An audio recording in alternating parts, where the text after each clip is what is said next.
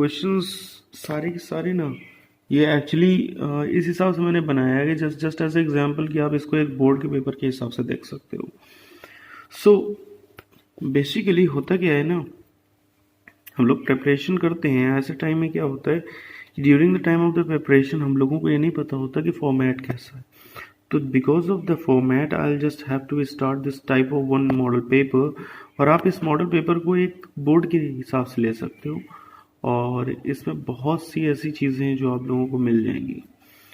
So first question is here कि state the number of the sets of chromosome present in a zygote. एक zygote पे कितने number of sets पाए जाते हैं। क्वेश्चन को ध्यान से पढ़ना, नंबर ऑफ सेट्स पूछे।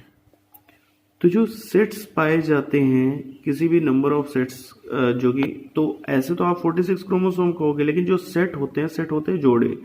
तो पेयर में जो पाए जाते हैं वो पाए जाते हैं total 23। So zygote haves 2 sets of chromosome, 2n is equal to 46 and diploid in set. Got my point of view? Okay, अगला क्वेश्चन है कि राजेश ऑब्जर्व करता है एक patch of greenish black powder. Greenish black powder जो कि किस पे है, एक स्टेल पीस ऑफ ब्रेड के ऊपर जमा हुआ है। अब पूछा यह गया कि पहला क्वेश्चन कि कौन सा ऑर्गेनिज्म है जो रिस्पॉन्सिबल है इसके लिए और उसका specific mode of asexual reproduction क्या है। तो आपको इससे आइडिया हो जाना चाहिए कि एसेक्सुअल रिप्रोडक्शन हो रहा है, इसका मतलब वो ऑर्गेनिज्म कहीं ना कहीं एसेक्सुअली रिप्रोड्यूस करता है। और ये आपको भी आइडिया है कि एसेक्सुअली रिप्रोडक्शन कितने टाइप्स के होते हैं। और जो सेकंड क्वेश्चन है name it's vegetative and reproductive parts, तो वो भी आपको बताया जाएंगे। तो जो पहला ग्रीनिश ब्लैक कलर पाउडरी मास जो होता है, जैसे पीस ऑफ जो स्टेल ऑफ ब्रेड होता है, ब्रेड के ऊपर एक जब भुन लग जाता है, ब्रेड स्टेल हो जाता है, सड़ जाता है, तो उस समय जो ब्रेड होता है वो बिकॉज ऑफ द राइजोपस, जो माउल्ड होता है ब्रेड माउल्ड जिसको नाम होता है राइजोपस, और वो रिप्रोड्यूस करता है by the help of spore formation, क्योंकि उसके ऊपर की जो स्पोर्स होते हैं वो ब्लास्ट होते हैं और वो वहां पे बिखर जाते हैं, और जहां पे बिखर जाते हैं वहां पे राइजोपस ग्रो हो जाता है। अच्छा, क्या मतलब हाइफे और थ्रेड लाइक स्ट्रक्चर, भाई उसका वेजिटेटिव और रिप्रोडक्टिव पार्ट क्या है, हाइफे और थ्रेड लाइक स्ट्रक्चर है, और ये वेजिटेटिव और टाइनी बॉल्ब लाइक स्ट्रक्चर होता है जिसको हम स्पोरेजिया कहते हैं, और ये रिप्रोडक्टिव पार्ट्स होते हैं। अच्छा, कितने आइसोमर्स पॉसिबली बन सकते हैं कंपाउंड से जिसका मॉलिक्यूलर फार्मूला C4H8 है, और इसका इलेक्ट्रॉन डॉट स्ट्रक्चर भी आपको आइसोमर में बनाना है। ठीक है, ये क्वेश्चन आ सकता है, ये मैक्सिमम क्वेश्चन इसी तरीके का है, कितने आइसोमर्स पॉसिबल हैं या कितनी चीजें पॉसिबल हैं इसमें, इस तरह की चीज। अभी देखो इलेक्ट्रॉन डॉट स्ट्रक्चर जो मैंने बनाया है ये CH, देखो C कितने 1 2 3 एंड 4 C है, तो C हो गया एक, तो 4, और H कितने हैं, देखो H इसके साथ 2 लगे हुए हैं, H इसके साथ जो है C लगा हुआ, तो C के साथ 3H इधर लगे हुए हैं, 3H इधर लगे हुए हैं, इधर 2 हो गए। तो C3 एक्चुअली जो स्ट्रक्चर हम लोगों को बनाना था वो बनाना था हम लोगों को C4H8 का, या तो C4H8 का बनाना था, तो उसी हिसाब से स्ट्रक्चर इसको बनाया गया। और इस पे ध्यान से आप देखो कार्बन को कितने चाहिए, जस्ट एज एग्जांपल की कार्बन को 1 2 3 4 5 6 7 8 हो गए हैं कंप्लीट, हाइड्रोजन के 1 2 कंप्लीट हो रहे हैं, हाइड्रोजन के 1 2 कंप्लीट हो रहे हैं, यहाँ पे हाइड्रोजन के 1 2 कंप्लीट हो रहे हैं, यहाँ पे भी 2, यहाँ पर भी 2, यहाँ भी 2, यहाँ भी। अब इस कार्बन के 4 इधर से, 2 इधर से, 2 इधर से, हो गए 8। इस कार्बन के 2 2 2 2 हो गए 4, यहाँ पे भी 2 2 2 2 हो गए 4। तो इस तरीके से ये आप लोगों को अगर मॉलिक्यूलर स्ट्रक्चर पूछा जाएगा तो आपको इसी तरीके का स्ट्रक्चर बनाना है, जिसको हम लोग इलेक्ट्रॉन डॉट स्ट्रक्चर कहते हैं। समझ गए भाई लोगों। नेक्स्ट क्वेश्चन आपसे ये कह रहा है कि how will you prove that C4H8 and C5H10 are homologous. आप कैसे प्रूव करोगे कि C4H8 और C5H10 होमोलोगस है। तो होता क्या है कि जो C4H8 होता है, C5H10 होता है, इनकी जो होमोलोगस की सीरीज होती है उसमें उनके बीच में अंतर CH2 का होना चाहिए, उनके बीच में 14 म्यू मॉलिक्यूलर मास का डिफरेंस होना चाहिए, उनका फंक्शनल ग्रुप सेम होना चाहिए, और वो जनरल फॉर्मूले होने चाहिए। ठीक है, तो CH2 का डिफरेंस अगर उनके बीच में आ रहा है, भाई देखो C का मतलब है कि एक कार्बन और हाइड्रोजन के 2, ठीक है, इनका डिफरेंस आ रहा है, तो इसका मतलब पक्का टू पक्का क्या होंगे, ये होमोलोगस सीरीज के ही पार्ट्स हैं।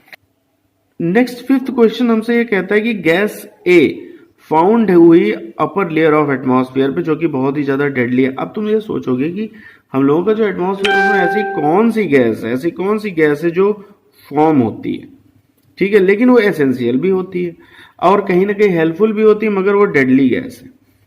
तो amount of this gas start declining, और ये भी बात आपको आइडिया होना चाहिए कि ये धीरे धीरे कम हो रही 1980 से। आपको आंकड़ा लग गया होगा कि ऐसी कौन सी गैस, ऐसी केवल एक ही गैस हो सकती है, ओजोन हो सकती है। तो आइडेंटिफाई गैस है how it is found in the higher level of atmosphere. आपको ये आइडेंटिफाई करना है गैस है कौन सी है और ये फॉर्म कैसे होती है हायर लेवल पे। साथ में आपको ये भी करना है कि क्यों ये एसेंशियल है लिविंग बींग्स के लिए, इसका जो कोर्स ऑफ डेफिनेशन आपको गैस का बताना है। तो स्टूडेंट्स, जो गैस ए है ये ओजोन है। Alternatively ozone higher level of atmosphere पे पाई जाती है और अल्ट्रावायलेट रेज को डायरेक्टली हम लोग के अर्थ में पहुंचने से रोकती है। Higher energy of ultraviolet rays split apart some molecular oxygen, और उससे फ्री ऑक्सीजन बन जाती है। ये एटम्स कंबाइन होते हैं मॉलिक्यूलर ऑक्सीजन के साथ और ओजोन बना देते हैं। देखो O2 पे अगर पड़ती है अल्ट्रावायलेट रेज तो वो O+O में डिवाइड हो जाता है और इसका एक O ऑक्सीजन के साथ मिलकर O3 बना देता है। Good by point of view. अभी ये एक नया क्वेश्चन आप लोगों के सामने, इसको जरा ध्यान से देखना। ये एक सीरीज दी हुई है, ठीक है। इस सीरीज में अगर आप ध्यान से देखोगे तो आप लोगों को बहुत से बच्चों को कंफ्यूजन होती है सब पैरेलल में है कि सीरीज में है, सर क्या है। आप इसको रिक्वायरमेंटली आप आसानी से अगर इसको किसी भी चीज को ना थोड़ा अपना आइडिया ऑफ थिंकिंग लगाओगे ना तो इजीली आपको पकड़ में आ जाएगा क्या चीज है। देखो एक ही वायर पे अगर कोई भी चीज चल रही है तो सीधी सी बात है ये सीरीज में होगा, लेकिन अगर उन्हीं में से 2 पॉइंट्स में टूट जाए, ये पार्ट 2 पॉइंट्स में टूट जाए तो फिर ये पैरेलल हो जाता है ना। तो अभी क्या है, अभी ये तो सीरीज में है, ठीक है, लेकिन इस पे जो रेजिस्टेंट यानी कि इस पे जो रिजल्टेंट आपका वो लगेगा रेजिस्टेंस, तो वो तो इनके हिसाब से होगा ना। तो अब एग्जाम्पल के हिसाब से अगर मैं कहूं, जस्ट एज एग्जाम्पल मैं कहूं कि ये तीनों पैरेलल में, तो सबसे पहले मैं इन तीनों को पैरेलल से निकालूंगा तो मेरे को R1 की वैल्यू आ जाएगी। अब R1 की वैल्यू यहाँ पे जो भी रिजल्टेंट इक्विवेलेंट होगा वो यहाँ पर आएगा, फिर इन तीनों को मुझे सीरीज में ऐड करना पड़ेगा, ठीक है। तो तब मुझे रिजल्टेंट आपका जो रेजिस्टेंस मिलेगा। खैर 1/5, 1/10 और 1/R1, ठीक है। ये करके मैं R1 निकाल लूंगा और जो भी R1 आएगा उसको इनके साथ ऐड कर दूंगा, सिंपल, ठीक है। ये क्वेश्चन है। तो जैसा कि मैं कह रहा था कि मैंने वैसा ही किया कि 1/5 और 1/10 और 1/R1 को मैंने जब ऐड किया तो R1 यानी कि जो वैल्यू आई रिजल्टेंट इक्विवेलेंट की वो आई 10R1 और 3R1 + 10, ठीक, इतनी वैल्यू आ गई। अब ये आ गई वैल्यू जो मेरी सीरीज थी एकदम पहले की, ठीक है। और उस सीरीज में 2 पार्ट और थे, एक 6 और 6 दोनों तरफ के, उन दोनों को ऐड किया तो 12 आया, और जो बचा हुआ पार्ट है ये वाला, इसको हमने ऐड कर दिया इसके साथ, तो 10R1/3R1 + 10। देखो ध्यान से देखो, ये हमको ऐड करना है 6 + 6 में, तो 6 + 6 12 और 12 + R, ये जो R आया है 12 + R, ये भी तो सीरीज में है ना। तो R की वैल्यू क्या है 10R1, तो 10R1/3R1 + 10, वही मैंने यहाँ लगा दी 10R1/3R1 + 10, और प्लस उसके साथ क्या जुड़ा हुआ है 12 जुड़ा हुआ है, ठीक है। अब यही चीज आगे बढ़ेगी, क्या, इसको मैंने इक्वेशन 1 मान लिया, ठीक है। V = IR होता है, तो रिजल्टेंट मैं निकाल सकता हूँ, तो रिजल्टेंट निकाल सकता हूँ 15 ओम आ गया। अब ये 15 ओम इसके बराबर है, ठीक है। तो 15 ओम इसके बराबर है, तो इसके बाद आप जो है 15 ओम को इसके हिसाब से निकाल लोगे, तो जब 15 ओम को निकालोगे तो R1 आपका आ जाएगा 30 ओम। बात समझ में आ रही। तो ये होता है तरीका जिससे आप इजीली किसी भी चीज को फाइंड आउट कर सकते हो। नेक्स्ट पार्ट है, ऐसा एलिमेंट चूज करो from period 3 of modern periodic table जो कि मैच करता हो डिस्क्रिप्शन जो कि नीचे दिया हुआ है।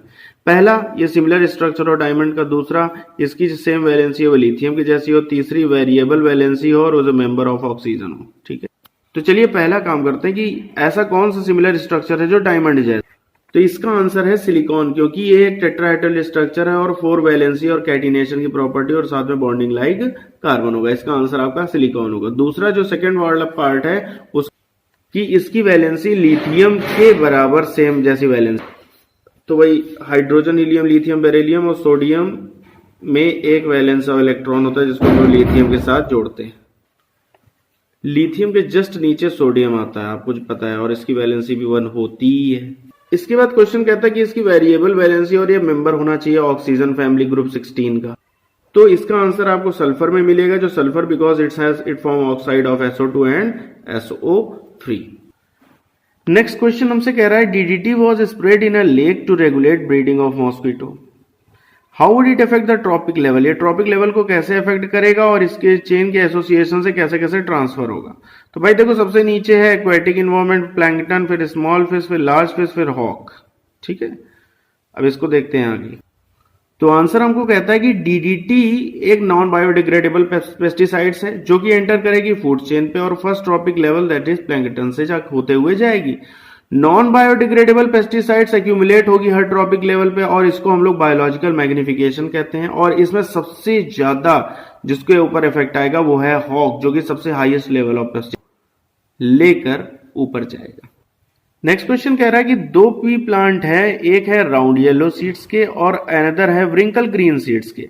उनकी F1 प्रोजेनी बनेगी तो उसमें राउंड येलो सीड्स कितने बनेंगे? ठीक है, तो जब F1 प्लांट सेल पॉलिनेट किया जाता है किसी न्यू कॉम्बिनेशन ऑफ कैरेक्टर से F2 जनरेशन में, तो कितनी सीड्स बनती हैं? उनमें कितनी सीड्स बनती है उसमें नई, जिनका कॉम्बिनेशन कैरेक्टर प्रोड्यूस करता है टोटल 160 सीड्स और प्रोड्यूस करता है F2 जनरेशन। आपको रीजन भी समझाना है।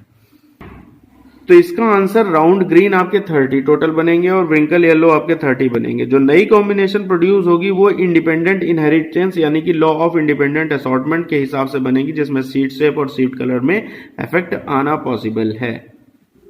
नया क्वेश्चन कह रहा है कि आपको effect of magnetic field moving charge particle पे कैसे डालती है।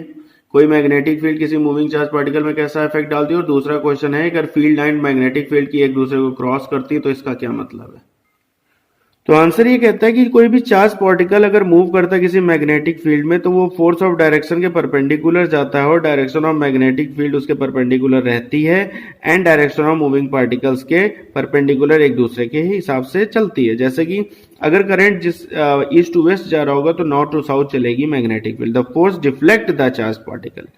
और अगर lines of magnetic field cross करती हैं एक दूसरे को, ये इंडिकेट करता है to direction of magnetic field at a point, जो कि नहीं होती, बिल्कुल पॉसिबल नहीं है ऐसा। अगला क्वेश्चन हमसे कह रहा है कि डायमंड एक कोवेलेंट सॉलिड है, इसका हाई मेल्टिंग पॉइंट है, एक्सप्लेन करो इसको। और दूसरा है कि डायमंड को मेकिंग टूल्स के लिए, कटिंग और ड्रिलिंग के लिए यूज किया जाता है, क्यों?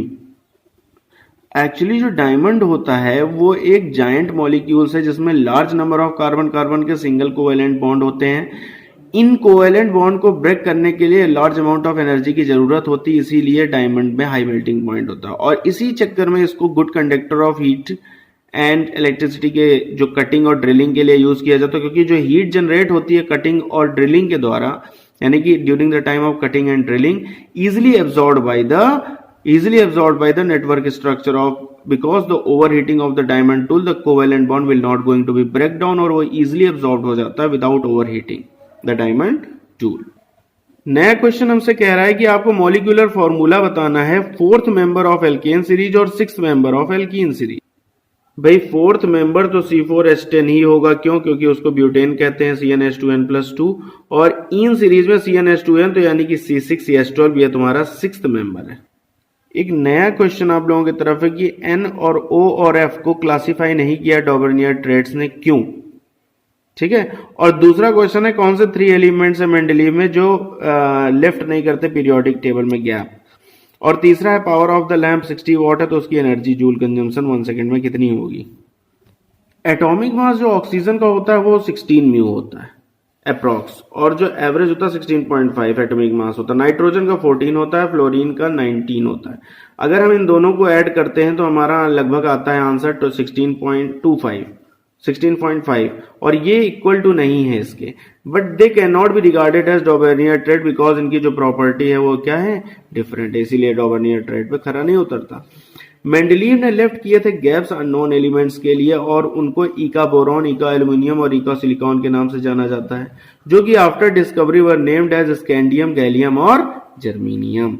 ठीक है। अगर किसी पावर ऑफ लैंप की पावर 60 वॉट है, अगर वो 1 सेकेंड चलती है तो energy consumption is power into time, 60 into 1 it mean 60 joule. तो ये एक तरह का पेपर था जो आप लोगों के लिए था, and you need to go through it because of the reason this type of the exam papers are going to be come in your board examination. तो डरने की कोई जरूरत नहीं है, पूरा जोर लगा दो, पेपर को उठाकर पूरी तरीके से क्लैश कर दो, and the clash of the titan is just going to be begin. जितना हो सके उतनी ज्यादा प्रैक्टिस करो, बहुत तेजी से मत स्टार्ट करो, स्लोली स्टार्ट करो, लेकिन फिनिश भी बहुत फास्ट करना। टाइम का ज़रूर ध्यान देना, रीडिंग टाइम में सिर्फ रीडिंग करनी है। मैं ऐसे कुछ पॉइंट्स ऑफ व्यू लास्ट में दे दूंगा जिससे आपके बोर्ड एग्जाम बहुत अच्छे से होंगे। And all the best to everyone.